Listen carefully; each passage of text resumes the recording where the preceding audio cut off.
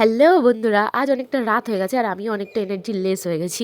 তো যাই হোক, আজকে আমার বাড়িতে তত্ত্ব সাজানোর ফার্স্ট ডে ছিল। দাদা বৌদিরা এসেছিল, তত্ত্বের জিনিসপত্র বার করে দিলাম।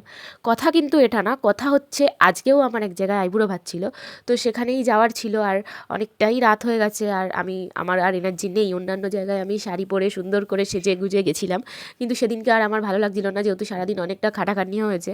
তাই জন্য আর ভালো লাগছিল না শাড়ি পরতে। আমি বলেছিলাম যে প্রত্যেকটা আইবুড়ো ভাতই আমি শাড়ি পরে খাওয়ার চেষ্টা করবো। তো আজকে যে আইবুড়ো ভাতটা ছিল সেটা ছিল আমার দাদার খুব ক্লোজ ফ্রেন্ড আর আমার সেই ছোট্টবেলাকার বান্ধবীর বাড়িতে। আর সেটা ছিল কাকির তরফ থেকে। আর এই যে দেখছো দাঁড়িয়ে আছে, এটা হচ্ছে বুবাইদা, এই যে বান্ধবীর বর। তো ওটা হচ্ছে বান্টি। আর আমাকে তারপর খেতে বসে পড়তে বললো কাকি, আমি খেতে বসে পড়লাম। অনেকটা রাত করে আমিও এসেছি, বেচারারা সব রেডি করে রেখেছে, আমি অনেকটা দেরি করে গেছি, কারণ এদিকেও আমার অনেক কাজবাজ, বিয়ের দিনগুলো এগিয়ে আসছে, তো কাজ, প্রচুর কাজ। তারপরে কাকি আমাকে আশীর্বাদ করে নিল। আর কাকিদের নিয়মেও ছিল মালা ঘুংসি পরানো, তো সেটা আমাকে কাকি পরিয়ে দিল। আর কাকি অনেক কষ্ট করে এতগুলো রান্না বান্না করেছে। আমি বলেছিলাম রাত্রের খাবার তুমি কিন্তু খুব হালকা করো, আমি কিন্তু এত খাবার খেতে পারবো না। তো কাকি সেই মতনই, আমার কথা মতনই সব কিছু রান্নাবান্না করেছিল। প্রতিটা রান্নাই খুব ভালো হয়েছিল টেস্ট করে। আমি মানে ওদের বাড়িতে গিয়ে কাকিকে আবার ইয়ার্কি মেরে বলছিলাম, তোমার রান্নার গন্ধ তো পুরো পাড়ায় ছড়িয়ে গেছে। তো যাই হোক, মজা টজা করেছি একটু।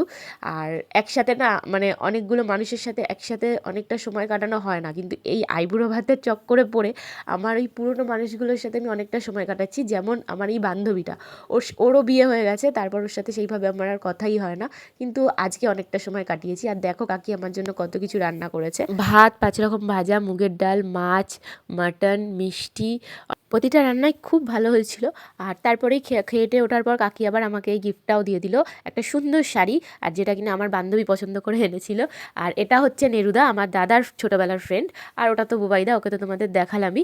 আর এটা হচ্ছে আমাদের বৃথি রানী, মানে বান্টির মেয়ে। তারপরে আমি বাড়ির উদ্দেশ্যে রওনা দিলাম, আর আমাকে দিতে এসেছিল বান্টি, মানে বাড়িতে ছাড়তে এসেছিল। যদিও বা ওদের বাড়ির থেকে আমাদের বাড়ির ডিস্টেন্স একদম কম, ওটা কোনো কথাই না যে ছাড়তে এসেছিল। ও মেন এসেছিল আমার সাথে গল্প করতে।